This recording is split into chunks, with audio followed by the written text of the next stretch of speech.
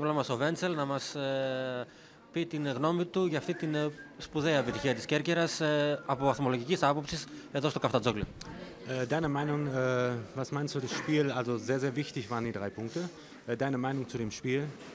Also ich denke, dass wir erste Halbzeit das Spiel dominiert haben. Πιστεύεις στο πρώτο ημίχρονο είχαμε την υπεροχή?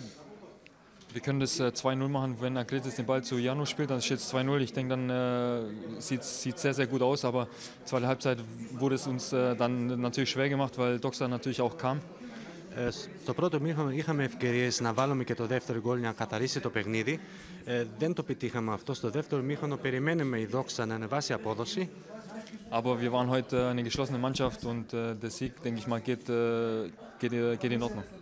Αλλά παίξαμε πολύ ομαδικά σήμερα, το παλέψαμε και το κρατήσαμε μέχρι το τέλος. 15 βαθμοί πλέον για την Κέρκυρα. Αναπνέει η ομάδα ξανά. 15 Punkte für Korfu, können wir wieder aufatmen? Nee, absolut nicht. Wir müssen jetzt am Sonntag nochmal gegen Doxa nachlegen und wenn wir dann nochmal einen Sieg holen, dann geht es weiter. Wir sind in einer sehr prekären Situation.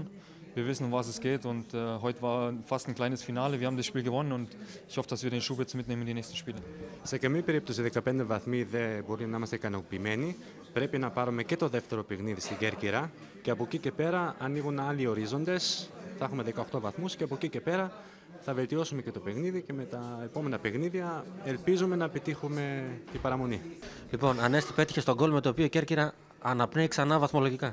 Σίγουρα θέλαμε την νίκη πάρα πολύ, τους 3 βαθμούς μετά από τα ατυχές αποτελέσματα που είχαμε. Νομίζω ότι είναι σημαντικό που πήραν το μάτς και ψυχολογικά κυρίως. Παίζουμε ξανά την Κυριακή με τη Δράμα και αν καταφέρουμε να πάρουμε και αυτό το μάτς, μετά μπορούμε να βλέπουμε τη συνέχεια καλύτερη. Θα μπορούσες να έχεις γράψει πάντως και το 0-2. Σίγουρα είχα και κάποιες άλλες ευκαιρίες. Εντάξει, καμιά φορά παίζει ρόλο η τύχη, η ικανότητα του τερματοφύλακα. Σημασία έχει ότι κερδίσαμε και ότι πήραμε τους 3 βαθμούς. Τι σημαίνει, Ανέστη, αυτή η νίκη σήμερα? Η νίκη αυτή είναι πολύ σημαντική για μας, κυρίως ψυχολογικά και βαθμολογικά. Αλλά νομίζω ότι ψυχολογικά κυρίως θα μας βοηθήσει πάρα πολύ. Είχατε θέσει ως στοίχημα αυτά τα 2 παιχνίδια με τη Δόξα ως τα πιο κρίσιμα για την περαιτέρω πορεία σας? Σίγουρα το μέλλον μας κρινόταν από αυτά τα μάτσα έτσι όπως ήρθαν τα πράγματα.